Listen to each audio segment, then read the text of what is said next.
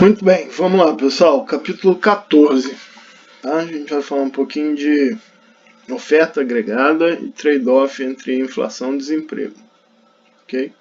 O Friedman pontuou aí que existe sempre um trade-off temporário entre inflação e desemprego. Não existe trade-off permanente.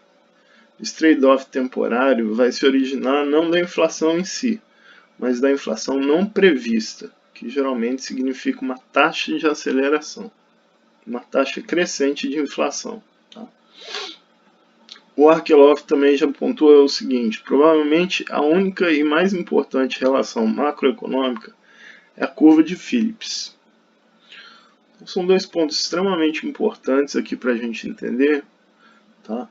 Como é que a inflação, o crescimento no nível de preços, ele influencia aí a questão do desemprego.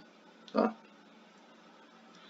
Vamos ver, o Mankiw tenta amarrar isso com a ideia da oferta agregada.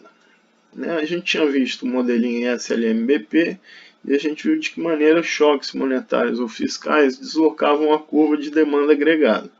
Né? Agora a gente vai buscar teoria para explicar o posicionamento e a inclinação da curva de oferta agregada.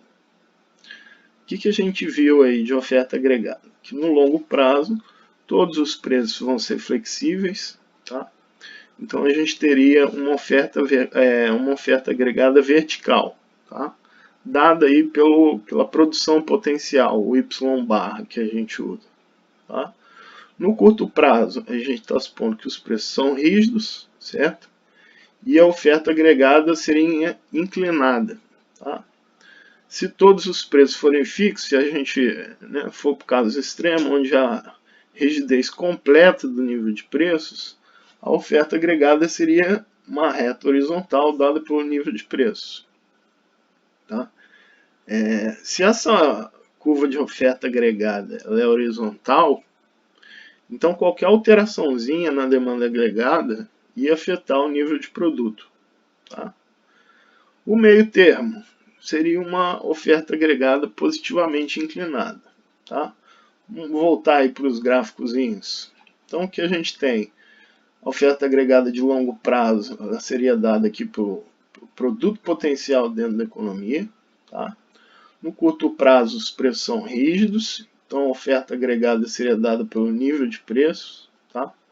Nota que qualquer alteração aqui da curva de demanda agregada, se a gente sai de DA1 para DA2, né, a gente no curto prazo estaria afetando aqui o nível de produção. Okay? Então qualquer alteração, se a curva de demanda agregada vier aqui para frente, a gente vai ter um produto maior do que o produto potencial, mas no longo prazo os preços são flexíveis, tá? E a gente vai vir para um novo equilíbrio aqui de longo prazo aqui com nível de preços menor, caso essa alteraçãozinha aqui na curva de demanda agregada acontecesse. Tá? Agora a gente quer uma curva de oferta positivamente inclinada, não é nenhum caso extremo, nenhum desses dois casos extremos. Tá? Se a gente tiver uma curva de oferta agregada inclinada, ela está dizendo para a gente o seguinte: olha, a produção vai aumentar conforme o nível de preço aumenta também. Tá? Qual a ideia racional, a racional básica aí da curva de oferta positivamente agregada? A gente pode imaginar aí que conforme os preços forem crescendo, o empresário também está se sentindo motivado a produzir mais. Então, um aumento no nível de preços geraria um estímulo à produção. Aí a gente teria uma oferta agregada positivamente inclinada. Vamos ver alguns modelinhos para tentar explicar essa curva de oferta positivamente inclinada. Tá? Então, a teoria básica da oferta agregada ela diz o seguinte para a gente: se a oferta agregada é positivamente inclinada e o produto oscila em torno do nível de pleno emprego, podemos adotar a seguinte equação para a oferta agregada de curto prazo. O nível de pleno emprego aqui é o nível de produto de pleno emprego. Tá?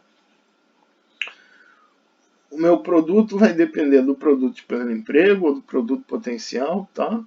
Mais um parâmetrozinho alfa, que multiplica o quanto o nível de preços está se distanciando do nível esperado de preços, ok?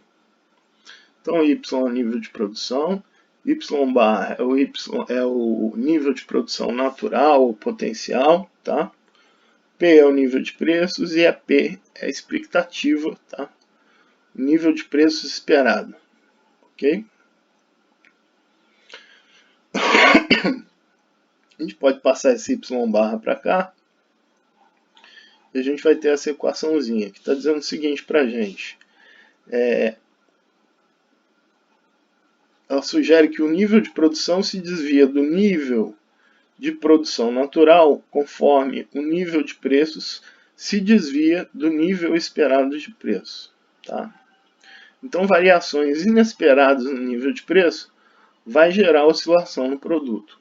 Tá? Conforme esse camarada se distancia do nível esperado de preço, o meu produto vai se distanciar do produto potencial.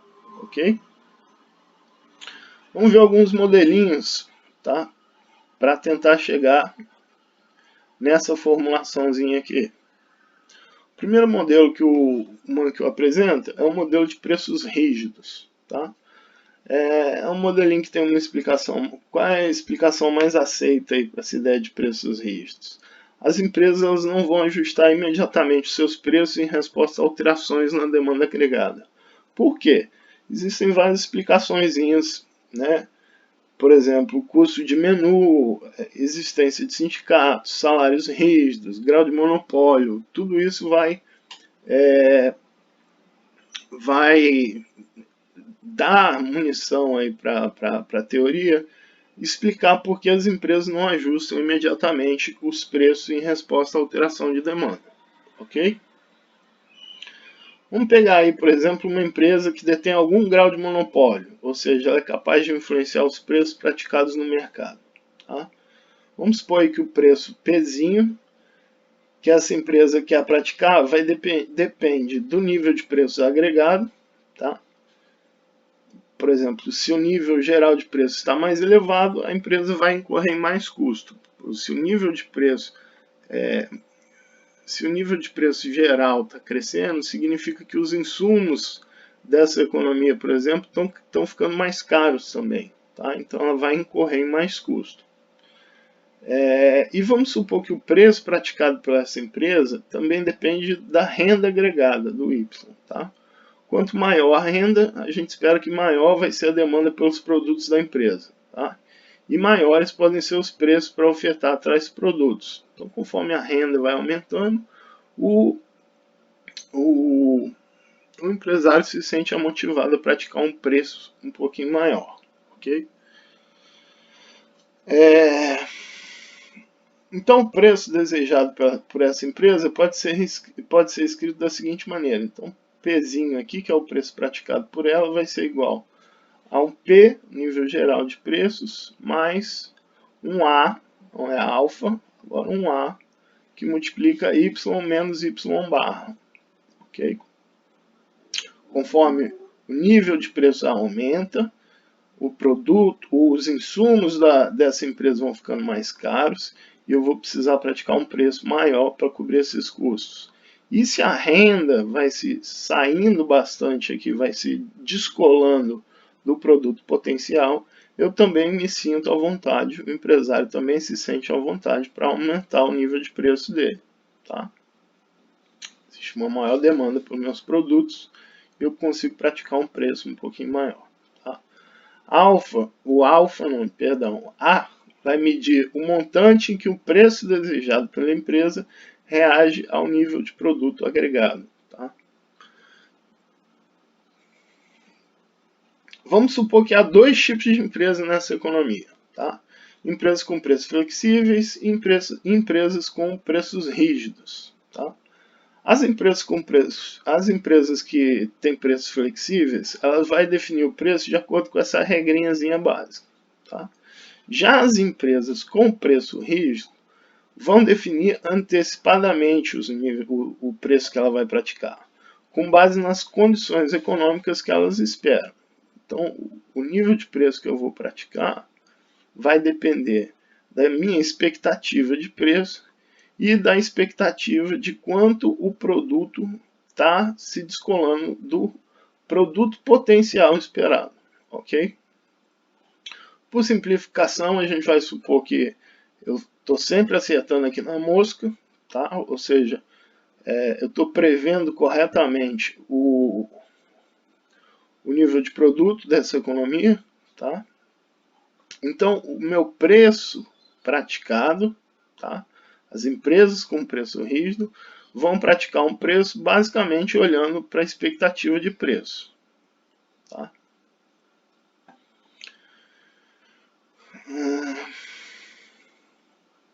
Ok? Então, empresas com preços flexíveis vão praticar o preço olhando para essa equaçãozinha aqui, e as empresas com preços rígidos vão praticar o seu preço olhando para essa equaçãozinha aqui, tá?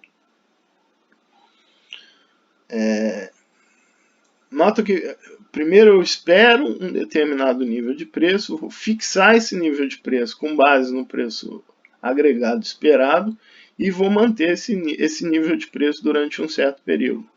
Essa outra empresa aqui, ela vai ajustando o nível de preço dela de acordo com ela toma como dado, tá, os preços flexíveis. A empresa de preços flexíveis toma como dado o nível de preço, tá? Já a empresa com preços rígidos vai olhar para a expectativa de preço, ok? S vai ser a fração de empresas com preços rígidos, tá? E o menos S a fração de empresas com preços flexíveis. Então, o nível geral de preço vai ser dado pela média ponderada desses preços praticados. Tá? Eu vou ter uma fração de empresas praticando preço rígido e a outra fração, né, o complemento das empresas praticando preço flexível. Ok? Aqui eu tenho um nível agregado de preço. Tá? Fazendo um algebrismozinho aí, a gente pode subtrair 1 menos SP dos dois lados e resolvendo para P, a gente vai chegar nisso daqui. Então, o nível geral de preço dessa economia depende da expectativa de preço, tá? Mais 1 menos alfa, 1 menos S vezes S dividido por S vezes A, e o nível potencial aqui de o nível vezes aqui o hiato do produto, certo? A gente chama isso aqui de hiato do produto, o quanto o meu produto está se distanciando do produto potencial, ok? Daqui a gente tira duas coisinhas. Primeiro, se os preços esperados são altos, o nível de preço será alto. Então, se esse camarada, se esse componente, a expectativa de preço é grande, a gente vai observar um nível de preços alto, tá? Independentemente da fração de tipos de empresas, ou seja, isso aqui independe do S, certo? Então, se a gente espera um nível de preço alto, o meu nível de preço corrente também vai ser alto, tá? O efeito do desvio da produção, tá, do hiato do produto, vai depender da fração S de empresas que estabelece preços rígidos. Quanto maior S, menor a resposta do nível de preços ao nível de atividade econômica. Se S for 1, por exemplo, isso daqui zera, o S aqui vai ser 1, tá? Isso aqui vai ficar 0 vezes esse componentezinho, então tudo isso daqui vai para zero. Se S, que é a parcela das empresas que praticam preços rígidos, né, é alto, então o efeito aqui do hiato no produto no nível de preço vai ser basicamente zero. Tranquilo?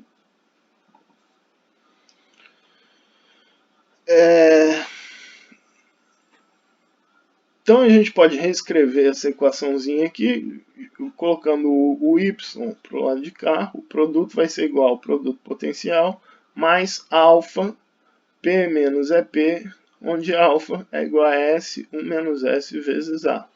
Tá? Ou seja, o modelo de preços rígidos afirma que a oferta agregada tem inclinação positiva e o desvio do nível de produção em relação ao seu nível natural está positivamente associado ao desvio do preço em relação ao nível de preços esperado. Tá? Então a gente, com base nesse modelinho de preços rígidos, tá? Uma fração das empresas ajusta o seu nível de preço de acordo com a expectativa de preço, a gente consegue chegar nessa curva de oferta aqui positivamente inclinada. Tá? Porque a gente está amarrando aqui preço e quantidades aqui, tá? E essa inclinaçãozinha aqui vai ser positiva, ok? Vamos ver um outro modelinho para tentar explicar essa curva de oferta positivamente inclinada, tá? E aí o Mankio parte para o modelinho de informação imperfeita, tá? Onde preços e salários são flexíveis. Cada produtor vai produzir um único tipo de bem e consome infinitos tipos de bens. Tá? Como o universo de bens é muito grande, o produtor não consegue monitorar o nível geral de preços. Ele não tem informação perfeita sobre o nível de preço de todos os produtos da economia. Tá? Mas ele observa prontamente o seu próprio nível de preços. Então o empresário sabe qual é o preço que ele vai praticar, mas ele não consegue observar com precisão todo o restante de nível de preço da economia. Tá? Não é uma hipótese nada forte, é uma hipótese até uma boa hipótese para a gente. Tá? Então, a renda desse produtor vai depender do seu poder de compra, tá? Que pode ser entendido como o nível de preço relativo com o qual ele se depara. Ou seja, o Pzinho dividido por um P estrela, que é um nível de preço aí que ele vai observar na prática, tá? Mas que ele não consegue mensurar com precisão. Tá? Então, P estrela é o nível geral de preço com o qual ele de fato se depara. Isso aí vai dar uma ideia para ele de renda relativa, de preço relativo, é um preço relativo, vai dar uma ideia para ele de renda relativa. Tá? A gente pode normalizar esses dois preços, tá? Vamos colocar os dois aí para unidade num tempo zero. Tá? Então, P0, Pzinho 0 sobre P asterisco 0 vai ser igual a 1. Se o nível geral de preços aumentou em T igual a 1, mas o preço específico do produtor se manteve inalterado, ou seja, se isso daqui caiu, tá? O preço relativo do produtor declinou, ou seja, a renda dele está caindo, ok? O produtor observa essa perda de poder de compra e se sente desmotivado.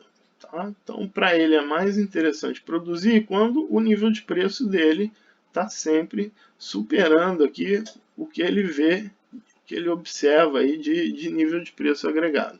Tá? Se isso daqui for maior do que 1, ele vai ficar motivado a produzir mais.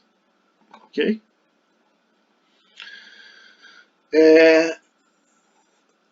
Como ele estabelece prontamente o seu nível nominal de preços, P1, mas ele só consegue prever o P estrela, tá? O que vai acontecer?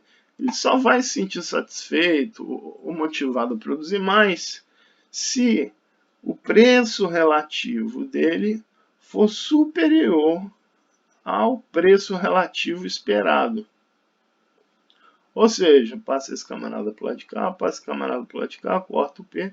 Se o nível esperado de preços com o qual ele se depara, com o qual ele vai se deparar, for maior do que o nível geral de preços com o qual ele de fato se depara. Tá? Então a produção aumenta sempre que o preço relativo observado for maior do que o que era esperado. Tá?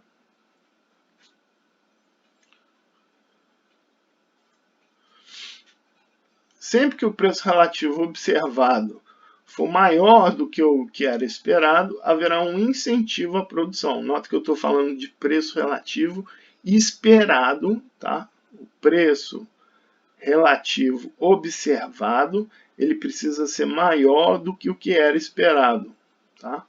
Ou seja, se a expectativa de preço for maior do que a observada, ele vai ter um reflexo positivo na produção. Se a gente extrapolar isso para a macro como um todo, tá? Para a economia como um todo, isso equivale a dizer que o meu produto vai depender positivamente, vai depender de um nível de produção ótimo, de um nível de produção potencial, ou um alfa que multiplica o quanto o preço está se distanciando da expectativa de preço de fato. Tá? Então o produto vai se desviar do nível natural conforme o nível de preço se desvia do esperado. Tá? Essa fundamentaçãozinha teórica aí, calcada na ideia de informação imperfeita, é uma leitura mais amena do que o Robert Lucas propôs o modelo da Ilha de Lucas, um modelinho conhecido como Ilha de Lucas. Tá? Esse modelo foi fruto de uma série de papers produzidos por Lucas e foi uma das contribuições que rendeu o prêmio Nobel para ele em 95. Quem se interessar um pouquinho mais por isso, tem um paperzinho aqui bem atraente aí.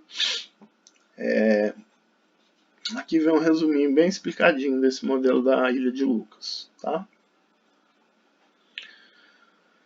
Então, qual foi a ideia aqui? A gente pegou esses dois modelinhos, um modelinho de preço rígido e um modelinho de informação imperfeita, tá?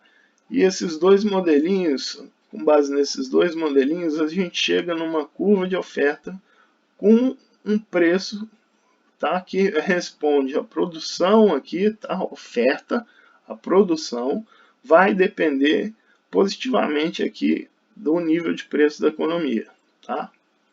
E a expectativa de preço aqui também tem um papel importante aqui dentro desse modelo de oferta agregada, ok?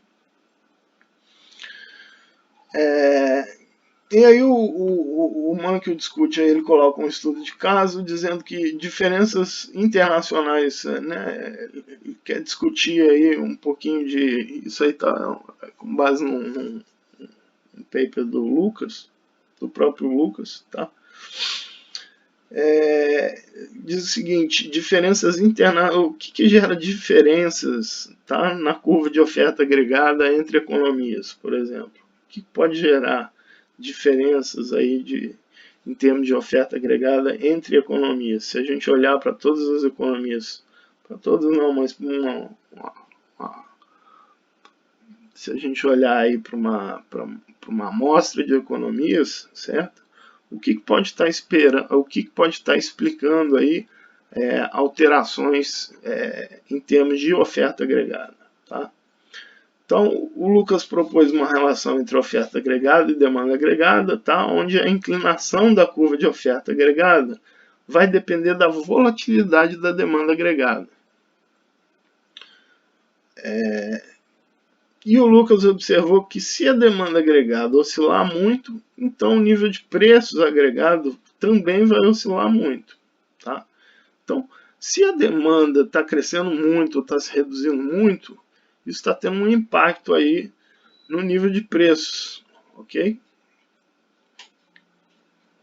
E esse nível de preço vai oscilar muito, dependendo dessa oscilação da demanda agregada, se o nível de preço observado for muito maior do que a expectativa de preço ou muito menor do que a expectativa de preço. Tá?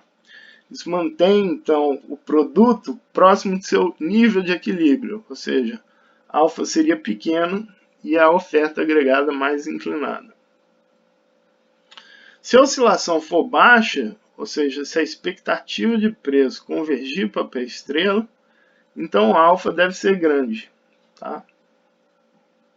E a curva de oferta agregada seria mais horizontal. Tá? Isso também vale empiricamente para o modelo de preços rígidos. Então, essa hipótesezinha que o Lucas testa, tá? Vale também para a ideia do nível de preços rígidos.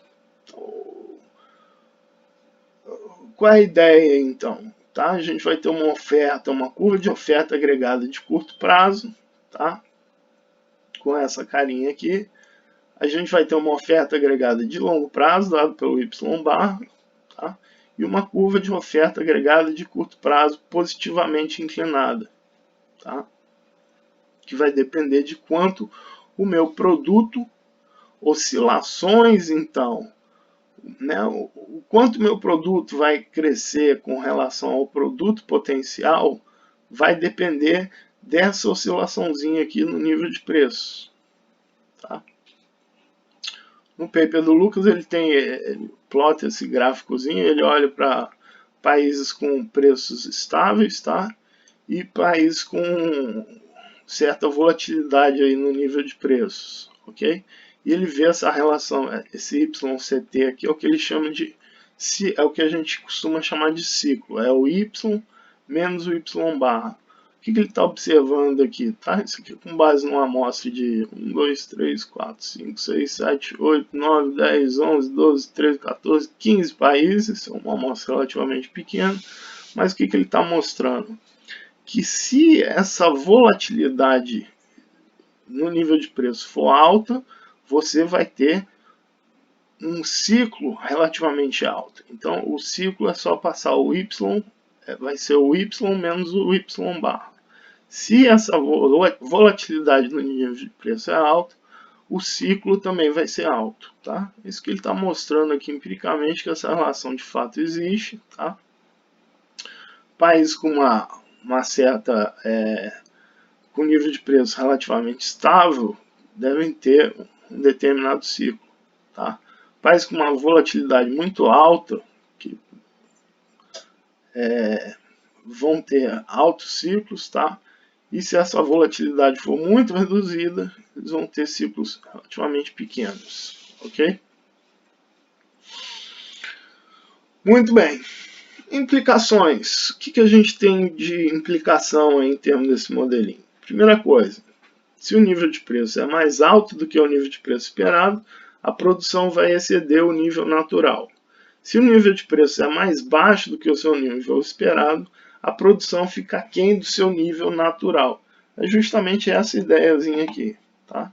Aqui a gente tem o nível de preço menor do que o nível esperado de preço, tá? E o produto vai ficar abaixo do potencial. E se o produto for superior ao nível esperado de preço, a gente vai ter uma produção superior à produção natural, tá? Produto potencial. Ok? Então, sempre que o nível de preço for maior do que o esperado, a gente vai produzir um pouquinho mais do que o produto potencial, ok? Só lembrar da ideia de curva de oferta agregada e de como é que os preços vão motivar a tomada de decisão dos empresários nessa economia, tá?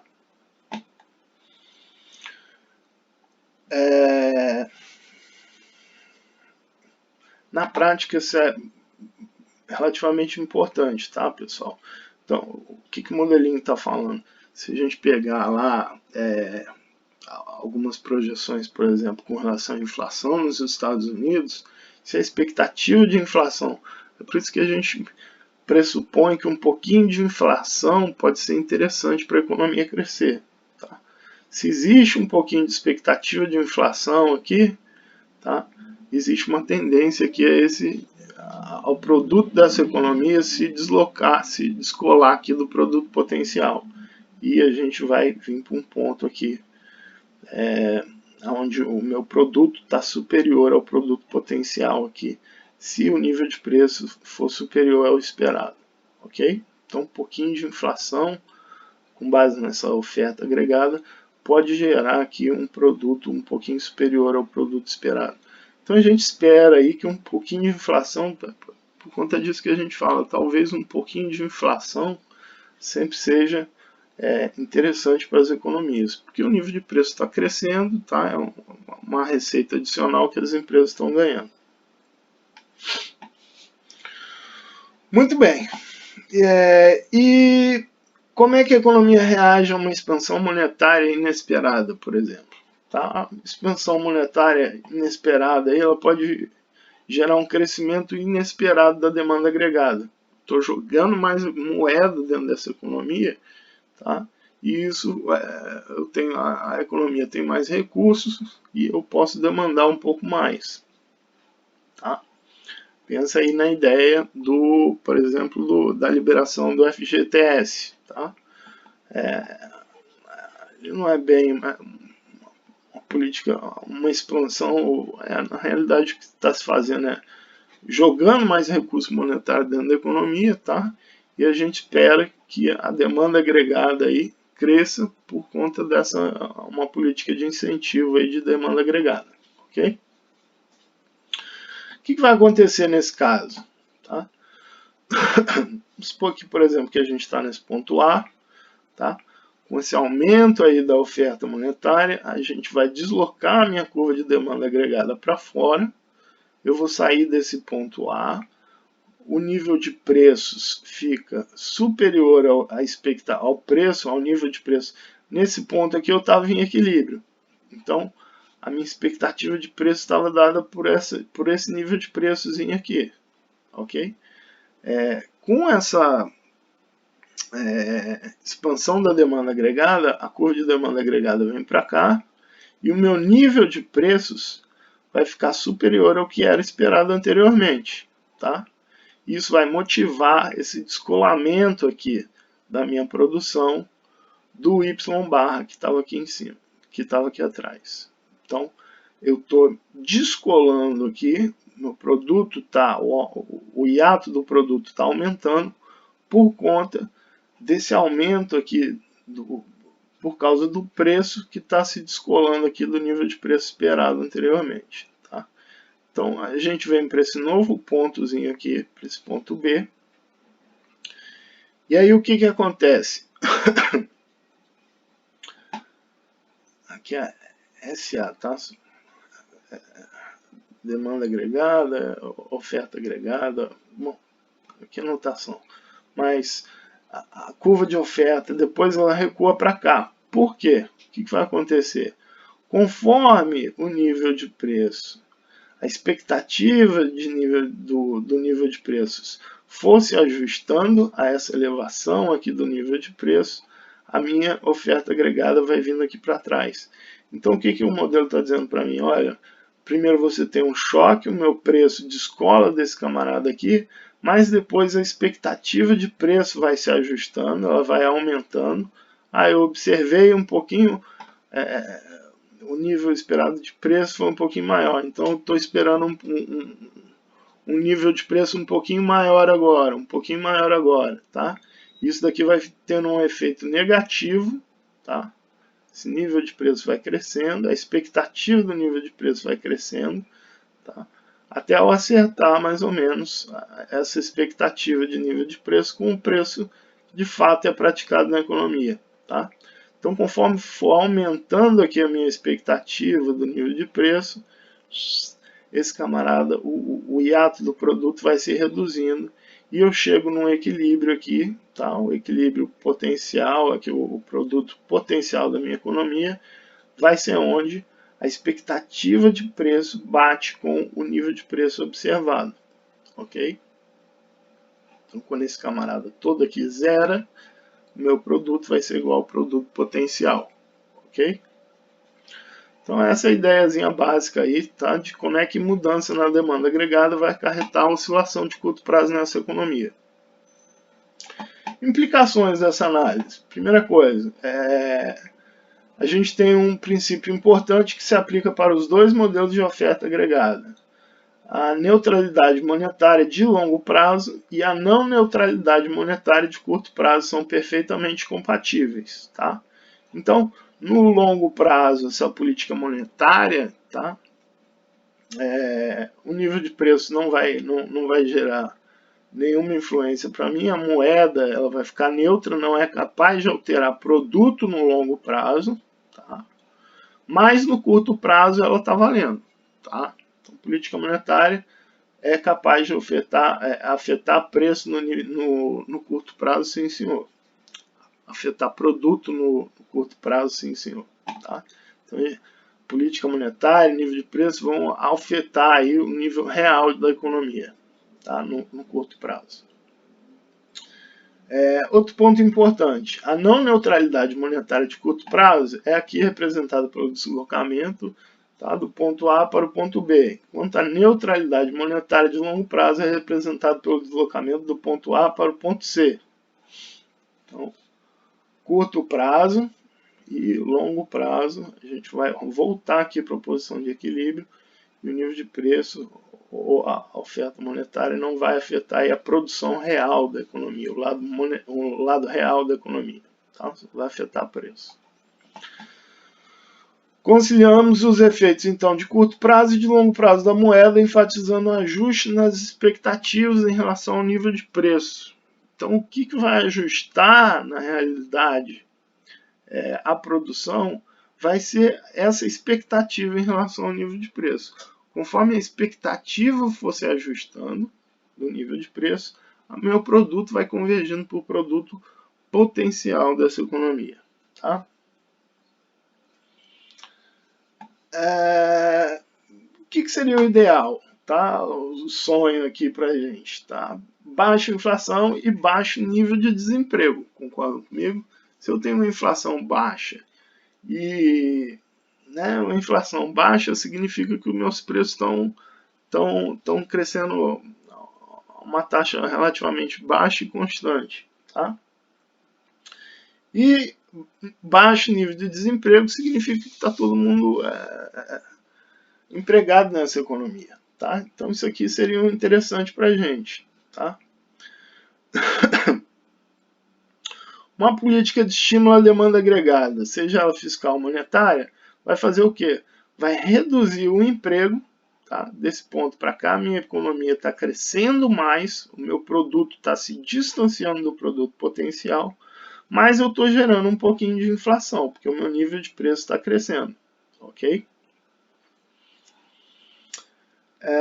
Já uma política de desestímulo da demanda agregada, seja ela fiscal ou monetária, vai reduzir a inflação, o nível de preço vai cair. Se eu venho da demanda agregada, se eu estou numa posição de equilíbrio aqui não ficou legal, mas se eu saio dessa posição e venho para cá, para uma curva de demanda aqui embaixo, o que vai acontecer? O meu produto vai cair, eu vou aumentar desemprego, tá? E eu vou gerar deflação, porque o meu nível de preço está caindo aqui. Ok? O que está dizendo para a gente aqui, então, no final das contas? É que existe o que a gente chama de trade-off aí entre inflação e desemprego. Tá? O que é esse trade-off entre inflação e desemprego? É basicamente uma relação negativa entre inflação e taxa de desemprego. Se a inflação é muito alta, a taxa de desemprego vai ser baixa. E se a inflação é muito baixa, a taxa de desemprego vai ser alta. Ok? Então essa relação negativa, tá? Esse gráficozinho aqui eu achei interessante, tirei desse sitezinho aqui, que a gente observa então essa relação negativa aqui entre inflação e taxa de desemprego. Isso daqui é o que mostra para a gente um trade-off aqui entre a taxa, esse conhecido trade-off entre taxa de inflação e taxa de desemprego, certo? Por que esse trade-off é importante? O que ele está dizendo para a gente? Tá? Que é relativamente difícil você aumentar se você quer gerar uma política. Por exemplo, agora a gente está muito preocupado com desemprego na economia, certo? Por conta da pandemia. Então, se a gente quer reduzir a taxa de desemprego, o que a gente precisa fazer? Gerar um pouquinho de inflação. Né? Um pouquinho de inflação agora nesse momento tenderia a tirar essas pessoas aí do desemprego. O que eu quero que vocês enxerguem aqui? É que esse modelo está dando base, por exemplo, para políticas que motivem aí, políticas de estímulo aí à demanda agregada. Tá? Então, se a gente estimular a demanda agregada, a taxa de desemprego tenderia a cair aí um pouquinho. Tá? Então, um modelinho que dá, esse modelinho de oferta agregada e demanda agregada, é um modelinho que dá para a gente algum respaldo para a tomada de políticas de incentivos da demanda agregada, tá? Que é bastante condizente com o que a gente está observando agora. E aí o Mankiw entra aí na discussão direta da curva de Phillips. Tá? trade-off entre inflação e desemprego é o que a gente chama de curva de Phillips. O Phillips foi o primeiro a observar esse possível trade-off, tá? Essa curva de Phillips vai representar um reflexo direto aí da curva de oferta agregada de curto prazo. À medida que os formuladores de política econômica movimentam a economia ao longo da curva de oferta agregada de curto prazo, o desemprego e a inflação se movimentam em direções opostas. Tá? Como é que a gente consegue chegar nessa relação? A curva de oferta agregada estava dando para a gente uma relação entre produto e nível de preço. Tá? O hiato do produto ele estava respondendo ao quanto o nível de preço estava se distanciando da expectativa de preço. Tá? Então, eu tenho preço e produto. Como é que eu consigo trazer a ideia aí do desemprego para dentro dessa análise aí da oferta agregada? Tá? Ele faz aí uma derivação da curva de Phillips. Tá? O que a gente basicamente tem que fazer é incorporar aí a questão do desemprego na análise. Tá? Primeira coisa, a taxa de inflação vai depender do quê? Da inflação esperada e do desvio do emprego com relação ao seu nível natural. Tá? Ou seja, o que a gente chama de desemprego cíclico. De quanto o meu nível de desemprego está saindo aí do que a gente chama de nível natural de desemprego. Tá? Então, o é um unemployment, tá? A gente está usando aqui uma taxa de desemprego. Tá? Então, a minha inflação ela vai depender da inflação esperada, tá? E ela vai responder negativamente à taxa de desemprego, de quanto a taxa de desemprego está se descolando da taxa natural de desemprego. Mais um choquezinho aí de oferta qualquer. Vamos ver como é que a gente consegue derivar essa curva de Phillips. Tá? Vamos olhar aqui para o nível de preço que a gente tinha calculado anteriormente. Tá? Isso aqui vem direto, tá? Da curva de oferta agregada. Eu só passei o Y para o lado de cá, o preço para o lado de cá. Se a gente acrescentar um choque de oferta aqui nessa equação aqui de oferta agregada, tá? A gente vai ter essa expressãozinha aqui. Se eu tirar o nível de preço anterior dos dois lados da equação, eu vou ficar com isso daqui, P menos P-1, é P menos P-1, tá? 1 sobre alfa, Y menos Y barra mais V. Tá? Isso daqui a gente consegue mostrar algo muito próximo da inflação, tá? O quanto o nível de preço está variando. Então, a inflação vai depender da expectativa de inflação, tá? Mais 1 sobre alfa, o Y menos o hiato do produto e o choquezinho de oferta. Se eu usar a lei de Okun, tá? A lei de Okun amarra para a gente aquela ideia de que produto e desemprego são produto e emprego são cíclicos, tá?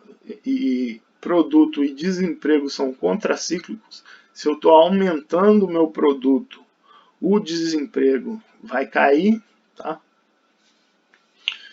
Então, essa relação aqui entre o hiato do produto e o desemprego cíclico é negativa, tá? Essa ideiazinha da lei de Okun. Pego isso daqui e jogo aqui dentro da minha equaçãozinha aqui de oferta agregada, tá? Que a gente foi trabalhando com ela. Tá? E eu chego aí, pego isso daqui, jogo aqui dentro, eu vou cair que a inflação vai ser igual à expectativa de inflação menos o beta, o U menos o barra N, o N mais V. Ou seja, a minha inflação vai depender da expectativa de inflação e vai responder de maneira negativa a quanto o desemprego está se deslocando, está se descolando aqui da taxa natural de desemprego, tá? De maneira negativa. Então, isso daqui é justamente o trade-off que a gente viu ali naquele gráficozinho que eu mostrei anteriormente para vocês, tá?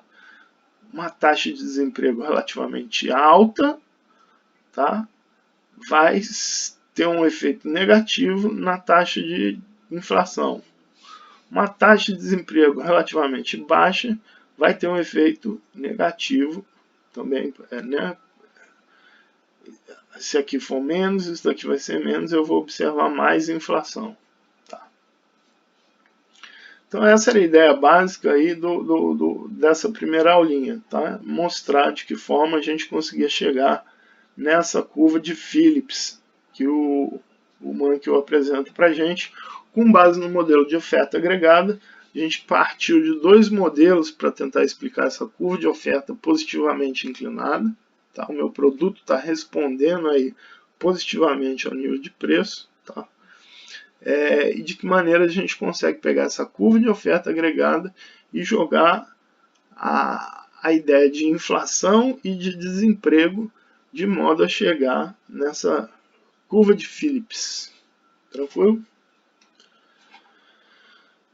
É isso aí.